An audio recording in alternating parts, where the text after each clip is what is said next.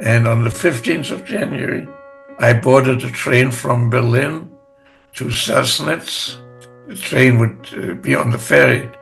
Ferry would go from Sassnitz to Trelleborg in Sweden.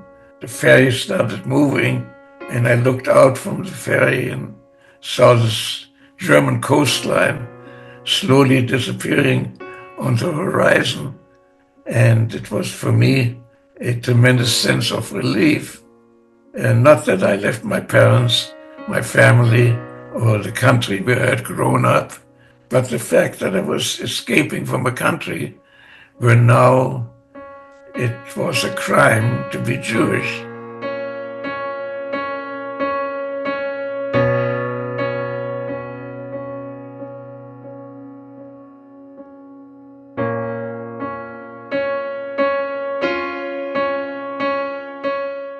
My name is Paul Kester, and I'm 99 years old.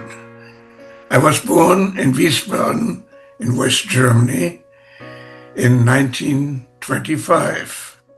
I had a good life, even when I went to German schools. While I was permitted to do that, I was not exposed to any serious harassment, certainly not by teachers and not by the other boys either.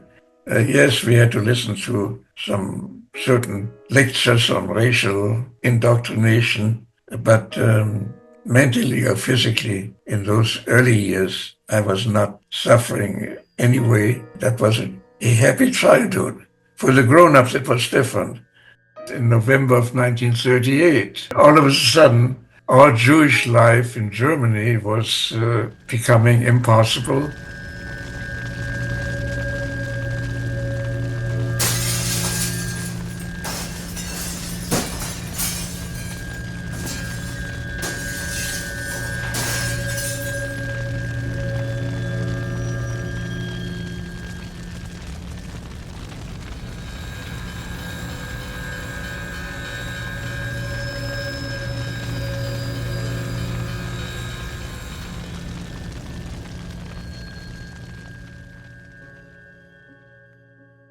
And everybody wanted to get out, but no country wanted us, including Sweden. But England then said we take 10,000 children. A couple of weeks later, Sweden said, okay, they allowed for 500 children from Germany, Jewish children from Germany. The Jewish community provided homes, but also said that Westrabü, that this Jewish boarding school outside of Löberöd in Skåne, should take 30 or 40 of those 500. School that had been started and organized by a couple of German Jewish educators, teachers, that was started in 1934, mainly to provide education and refuge for children. This was January 1939 that I arrived there. That's where I spent the next year and a half. In September of that year, Nazi Germany invaded Poland. The Second World War had started. Now there was a fear would the Nazis also invade Sweden. You know that in April of 1940, they marched into Denmark and invaded Norway, and we already had to pack our backpacks and fix our bikes just in case the Germans would continue and come into Skåne. Where we would have escaped to, I don't know. But fortunately, we didn't have to.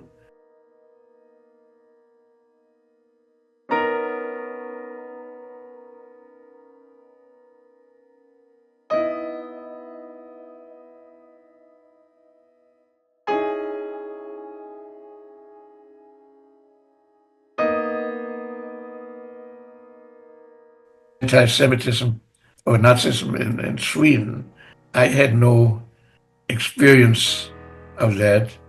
In Västra, we were pretty isolated. Besides, we were children. What the adults possibly learned about who was who in Löberöd, we never found out. Our contract to Löberöd was to go and pick up groceries, which we had some pocket money. We could buy some cakes or sweets at the local Café Quist, I think it was called. But otherwise, I didn't know anyone in Löwenbräu. We were children and were treated nicely. In 1940, but the school could no longer continue, and in October 1940, it was closed down. The younger ones, including me, came to a children's home in Usby, Norra Skåne. I could attend that for the next 2 years, and it was a very good experience for me because I very quickly managed to be fluent in Swedish. Age 16, at which time we took the real exam. Other kids went to work on farms or nursery around the Usby area. But they arranged for me to come to Stockholm. I worked during the day. I went to school at night. And within 3 years, I passed the student exam. It was, in a way, an exciting time for a young boy to grow up. Yes, without family, but some of these children that I first had met in Västerby, to the extent that they came to Stockholm, they always sort of family. And over the years, over my whole life, we kept in contact with quite a few of them. Never mind if they lived in Sweden or went to Israel or to England or here in the United States. In that sense, that gave me a sense of belonging. Yes, one was known as flykting, as an utlänning, but not necessarily in a negative way. And I had some very nice experiences with Swedes who invited me and opened their home. And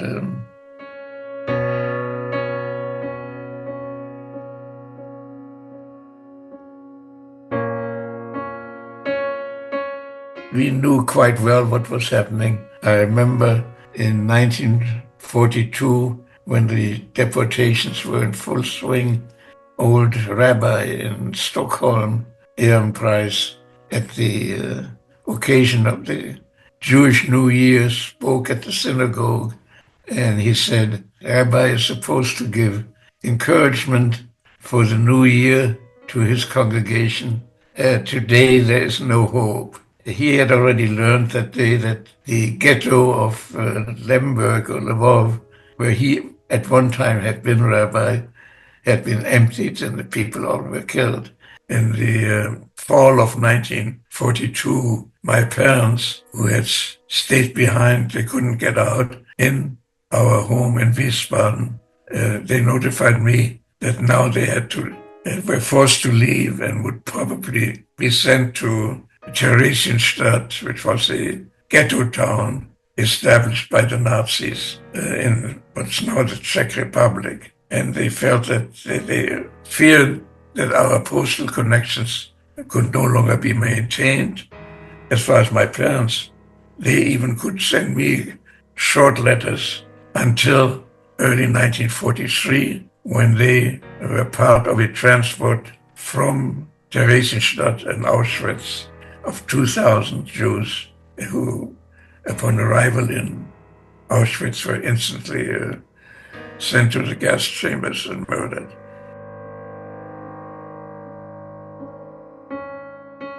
I didn't know right away where my parents were sent from Theresienstadt, but I knew that if my letters to them at the time came back to Sweden with a stamp marked that the person to whom it was addressed was no longer there and that their new address was unknown. I knew that probably was bad news because we had gotten stories and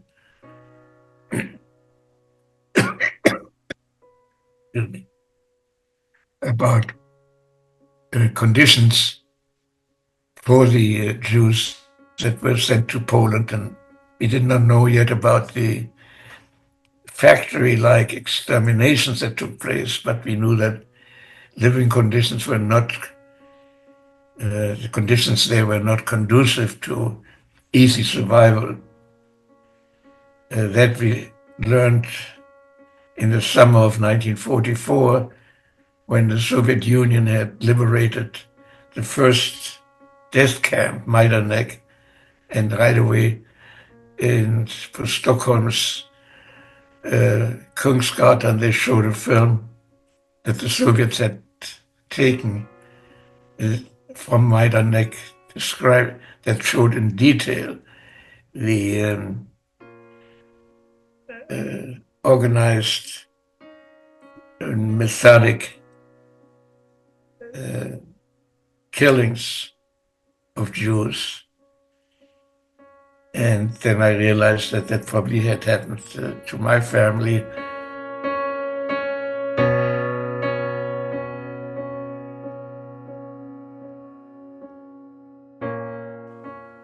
That was 1945. It coincided with the end of the war. My life was fine. I felt at home in Stockholm and Sweden. But by 1948, I felt that I should possibly make a move to the United States. My sister lived here. So in 1948, I decided to make a move. With my then girlfriend, decided to likewise. And in early 49, we came to Los Angeles. We married here. And ever since, I have lived in Los Angeles. And the fact that I had to overcome quite a few hardships, losing family, not having any resources to follow, forced me to either feel bad or consider it a challenge and overcome it. And I've always been, from way back as a child, quite capable of getting along with people, both my peers and also when I was still a child or rather young, with adults. I always had a positive attitude, and that helped. I know that other children, some of them suffered more,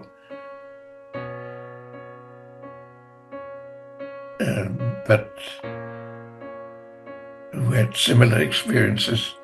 There's been much written about it. But in my case, I'm glad to say it challenged me more than it would have been under normal conditions. And I could overcome many problems or difficulties that came my way. Yes, I still grieve the loss of family, especially the way they had to die. And that is an element of my life, but it also forced me to think for myself, and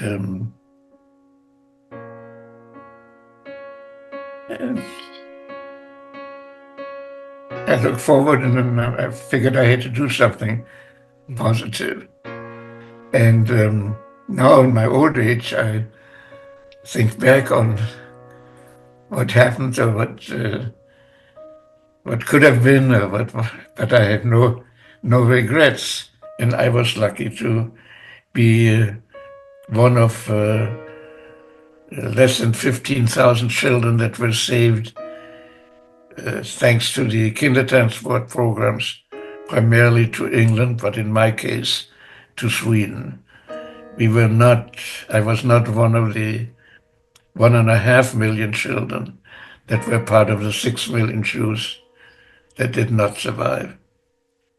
I have been asked once, do I feel guilty that I, because of the Kindertransport, was one of 15,000 who were saved when 1.5 million other children were murdered, including some close friends of mine. And I said, I don't feel guilty, but I've always been aware of the fact that I'm one of very few who was given the chance to live and survive. And it has certainly motivated me to lead a life where I try to